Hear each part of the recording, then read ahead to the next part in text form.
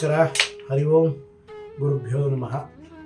ದೈವತ್ವವಾಣಿ ಜ್ಯೋತಿಷ್ಯ ಕನ್ನಡ ಯೂಟ್ಯೂಬ್ ಚಾನಲ್ಗೆ ಸಮಸ್ತ ವೀಕ್ಷಕರಿಗೆ ಸ್ವಾಗತ ಸುಸ್ವಾಗತ. ವೀಕ್ಷಕರೇ, ಮೇಷರಾಶಿಯ ಮಾರ್ಚ್ ತಿಂಗಳ ಒಂದು 2025ನೇ ಸಾಲಿನ ಭವಿಷ್ಯ ವಿಚಾರವನ್ನು ಇವತ್ತು ನಿಮ್ಮ ಮುಂದೆ ಪ್ರಸ್ತುತಪಡಿಸಬೇಕು ಅಂತ ಬಂದಿದ್ದೀನಿ. ಅದಕ್ಕಿಂತ ಮುಂಚೆ ಒಂದು ವಿಶೇಷವಾದಂತಹ ಒಂದು ಮಾರ್ಗದರ್ಶನ ಅನ್ಬಹುದು, ಒಂದು ಸೂಚನೆ ಅನ್ಬಹುದು, ಒಂದು ಮಾಹಿತಿ ಅಂತಲೂ ತಿಳ್ಕೊಳ್ಬಹುದು. ಅದು ಏನು ಅಂತ ಹೇಳಿದರೆ, ನಿಮಗೆ ಹಲವಾರು ಜನರು ನನಗೆ ಕಾಮೆಂಟ್ ಮೂಲಕ, ಅದರಲ್ಲಿ ಒಂದು ವಿಚಾರ, ಒಬ್ಬರು ಹೆಣ್ಣು ಮಗಳು ನನಗೆ ಕಾಮೆಂಟ್ ಮೂಲಕ ಒಂದು ವಿಡಿಯೋದಲ್ಲಿ ಹೇಳಿದ್ದಾರೆ, ರಾಶಿ ಭವಿಷ್ಯ ಹೇಳ್ತೀರಾ, ಅದು ಎಲ್ಲರಿಗೂ ಒಂದೇ ರೀತಿ ಅಪ್ಲೈ ಆಗುತ್ತಾ ಅನ್ನತಕ್ಕಂಥದ್ದು. ಇದಕ್ಕೆ ಒಂದು ವಿಚಾರವನ್ನು ಹೇಳಲಿಕ್ಕೆ ಇಷ್ಟಪಡ್ತೀನಿ ವೀಕ್ಷಕರೇ. ಒಬ್ಬ ಹುಟ್ಟಿದ ಮಗುಗೂ ಕೂಡ ಒಂದು ರಾಶಿ, ಒಂದು ನಕ್ಷತ್ರ ಅಂತ ಇರುತ್ತೆ. ಹುಟ್ಟಿದಂತಹ ಮಗು 2 ವರ್ಷ 3 ವರ್ಷ 4 ವರ್ಷದಾಗಿದ್ದಾಗ ನಾವು ಹೇಳ್ತಕ್ಕಂತಹ ವಿಷಯ ಅದಕ್ಕೆ ಸರಿಯಾದ ರೀತಿಯಲ್ಲಿ ಅನ್ವಯ ಆಗಲಿಕ್ಕಿಲ್ಲ. ಅರ್ಥ ಮಾಡ್ಕೊಳ್ಳಿ.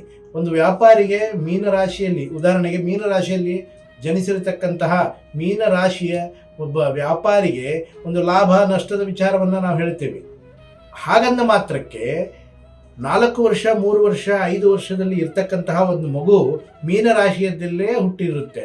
ಆ ಮಗುವಿಗೆ ವ್ಯಾಪಾರದಲ್ಲಿ ಲಾಭ ನಷ್ಟ ಅಂತ ಹೇಳಲಿಕ್ಕಾಗತ್ತಾ? ಎಲ್ಲರಿಗೂ ನಾವು ಹೇಳುವಂತಹದ್ದು ವಿಚಾರ ಏನಿರ್ತದೆ, ಸಾರ್ವತ್ರಿಕವಾದಂತಹ ಒಂದು ವಿಚಾರ, ಸಾರ್ವತ್ರಿಕವಾದಂತಹ ಒಂದು ಜ್ಯೋತಿಷ್ಯ ವಿಚಾರವನ್ನು, ಸಾರ್ವತ್ರಿಕವಾದಂತಹ ಒಂದು ಗೋಚಾರ ಫಲವನ್ನು ಹೇಳಿರ್ತೇವೆ. ಅದನ್ನು ಬಿಟ್ಟು ಸಣ್ಣ ಮಗುವಿಗೂ ಮೀನರಾಶಿ ಇರುತ್ತೆ, ದೊಡ್ಡ ವಯೋವೃದ್ಧರಿಗೂ ಕೂಡ ಮೀನರಾಶಿ ಇರುತ್ತೆ.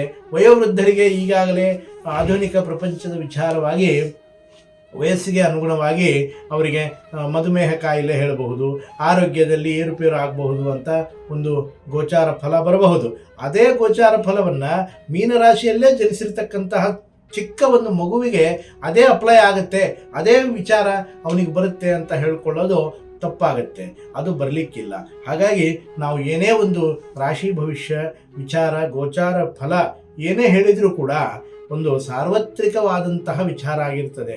ವೀಕ್ಷಕರೇ, ಇವತ್ತು SSLC ಪಾಸ್ ಮಾಡುವಂತಹ ಒಬ್ಬ ವಿದ್ಯಾರ್ಥಿಗೆ ಒಂದು ರಾಶಿಯ ವಿಚಾರದಲ್ಲಿ ಗ್ರಹ ಸ್ಥಿತಿಯಲ್ಲಿ ಈ ರೀತಿ ಇದೆ, ಆ ವ್ಯಕ್ತಿ, ಆ ಹುಡುಗ, ಆ ವಿದ್ಯಾರ್ಥಿ ಒಂದು ಒಳ್ಳೆಯ ಸ್ಥಾನಮಾನವನ್ನು ಗಳಿಸ್ಕೊಳ್ತಾನೆ, ಅವನು ಒಳ್ಳೆಯ ರೀತಿಯ ವಿದ್ಯಾಭ್ಯಾಸವನ್ನು ಮಾಡಬೇಕು ಅಂತ ನಾವು ಒಂದು ಸಲಹೆ, ಸೂಕ್ತವಾದಂತಹ ಗ್ರಹಚಾರ ವಿಚಾರದಿಂದ ಹೇಳಿದರೆ, ಅದು ಚಿಕ್ಕದಾದಂತಹ ಮಗು ಒಂದು 3 ತಿಂಗಳು 4 ತಿಂಗಳು 5 ತಿಂಗಳು ಅದೇ ನಕ್ಷತ್ರದಲ್ಲಿ ಅದೇ ರಾಶಿಯಲ್ಲಿ ಹುಟ್ಟಿರ್ತಕ್ಕಂತಹ ಮಗುವಿಗೆ ಅದು ಅಪ್ಲೈ ಆಗುತ್ತೆ, ಅದು ಅನ್ವಯ ಆಗುತ್ತೆ ಅಂತ ತಿಳ್ಕೊಳ್ಬಾರ್ದು.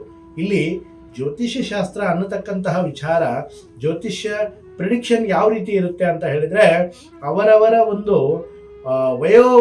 ವಯೋಮಾನಕ್ಕೆ ಅನುಗುಣವಾದಂತಹದ್ದಾಗಿರುತ್ತದೆ.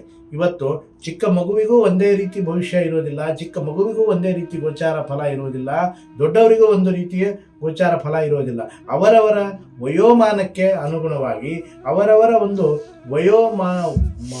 ಸಹಜ ಒಂದು ವಿಚಾರದಲ್ಲಿ ಮತ್ತು ಗ್ರಹಗತಿಗಳ ಏರುಪೇರಿನ ಮೇಲೆ, ಆ ಆಧಾರದ ಮೇಲೆ ನಾವು ಹೇಳಿರ್ತೀವಿ ವಿನಃ ಎಲ್ಲರಿಗೂ ಅಪ್ಲೈ ಆಗೋದಿಲ್ಲ.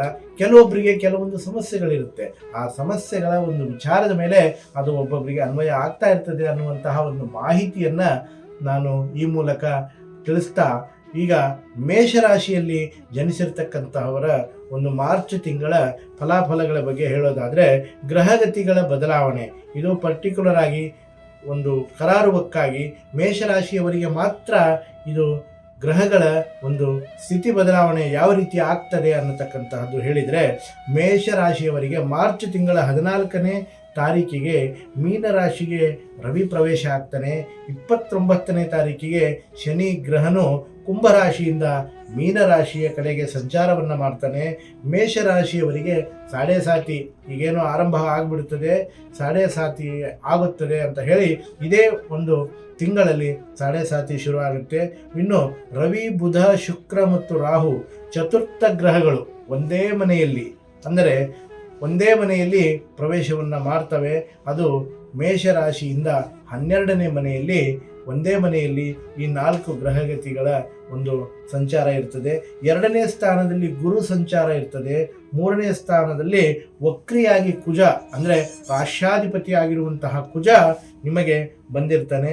ಕರ್ಮಸ್ಥಾನದಲ್ಲಿಯೂ ಕೂಡ ಶನಿ ಈಗಾಗಲೇ ಸಾತಿಯಾಗಿ ಮುಂದೆ ಬರ್ತಕ್ಕಂತಹದ್ದಾಗಿದೆ. ಆಯಿತಾ? ಹೀಗಾಗಿರುವಾಗ ಪ್ರಯತ್ನಗಳಿಗೆ ಫಲ ಇಲ್ಲ. ಇಷ್ಟು ದಿವಸ ನಿಮ್ಮ ಮನಸ್ಸು ಚಂಚಲ ವಿಚಾರ, ಚಂಚಲ ಬುದ್ಧಿಯಿಂದ ಕೂಡಿರುವಂತಹ ಮನಸ್ಸು ಕರ್ಮಕ್ಕೆ ತಕ್ಕದಾದಂತಹ ಫಲವನ್ನು ನಿರೀಕ್ಷಣೆ ಮಾಡ್ತಾ ಇದೆ. ಹಾಗಾಗಿ ಈ ತಿಂಗಳು ಮಾರ್ಚ್ ತಿಂಗಳಿನಲ್ಲಿ ಚಿಕ್ಕ ಪುಟ್ಟ ಒಂದು ವಿಚಾರದ ಕಡೆಗೆ ಮನಸ್ಸನ್ನು ಕದಡಿಸಿಕೊಳ್ಳದೆ ಒಂದು ವಿಚಾರದಲ್ಲಿ ಸತತವಾದಂತಹ ಒಂದು ಪ್ರಯತ್ನದಲ್ಲಿ ಮುಂದುವರೆದಿದ್ದು ನಿಜ ಇದೆ ಅಂತ ಹೇಳಿದರೆ ನಿಮಗೆ ಖಂಡಿತವಾಗಿಯೂ ಒಂದು ಯಶಸ್ಸು ಸಿಗಲಿಕ್ಕೆ ಸಾಧ್ಯ ಇದೆ ವೀಕ್ಷಕರೇ. ಮತ್ತು ಕುಜ ಧೈರ್ಯಕ್ಕೆ ಸಾಮರ್ಥ್ಯವನ್ನು ಕೊಡ್ತಾನೆ. ಧೈರ್ಯದಿಂದ ನೀವು ಮುಂದುವರಿದರೆ ಕುಜನು ಖಂಡಿತವಾಗಿ ಸಾಮರ್ಥ್ಯವನ್ನು ಕೊಡ್ತಾನೆ. ಧೈರ್ಯದಿಂದ ಮುಂದುವರಿಬೇಕು. ಮತ್ತು ಗುರು ಉತ್ತಮ ವಾಕ್ಸಿದ್ಧಿಯನ್ನು ಕೊಡ್ತಾನೆ. ಗುರುವಿನಿಂದ ಉತ್ತಮ ವಾಕ್ಸಿದ್ಧಿಯನ್ನು ಪಡೆದಿರ್ತಕ್ಕಂತಹ ನೀವುಗಳು ಉತ್ತಮವಾದಂತಹ ಒಂದು ದತ್ತಾತ್ರೇಯ ಮಂತ್ರವನ್ನು, ದತ್ತಾತ್ರೇಯನ ಆರಾಧನೆಯನ್ನು ಮಾಡುವುದರಿಂದ ಗುರು ಅತ್ಯಧಿಕವಾದಂತಹ ಪ್ರಸನ್ನತೆಯನ್ನು ಪಡ್ಕೊಂಡು ನಿಮಗೆ ವಾಕ್ಚಾತುರ್ಯವನ್ನು ಕೊಡುವುದರಲ್ಲಿ ಒಂದು ವಿಚಾರ ಆಗ್ತದೆ ಅಂತ ಹೇಳ್ತಾ, ಮತ್ತು ಚಂಚಲವಾದಂತಹ ಬುದ್ಧಿಯನ್ನು ನಿವಾರಣೆ ಮಾಡಿಕೊಂಡು ಮನಸ್ಸನ್ನು ಏಕಾಗ್ರತೆಯನ್ನಾಗಿ ಮಾಡಿಸಿಕೊಳ್ಳೋದು ಉತ್ತಮವಾಗಿರುತ್ತೆ ವೀಕ್ಷಕರೇ. ಹಾಗಾಗಿ ಗುರುವಿನ ಮಾರ್ಚ್ ತಿಂಗಳಲ್ಲಿ ಗುರು ದತ್ತಾತ್ರೇಯ ಧ್ಯಾನವನ್ನು ಮಾಡಬೇಕು, ಗುರು ದತ್ತಾತ್ರೇಯ ಆರಾಧನೆಯನ್ನು ಮಾಡಬೇಕು ಅಂತ ತಿಳಿಸುವುದರ ಮೂಲಕವಾಗಿ ಈ ಒಂದು ವಿಡಿಯೋನ ಮುಗಿಸ್ತಾ ಇದ್ದೀನಿ. ನಮಸ್ಕಾರ. ಹರಿ ಓಂ ಶ್ರೀ ಗುರುಭ್ಯೋ ನಮಃ.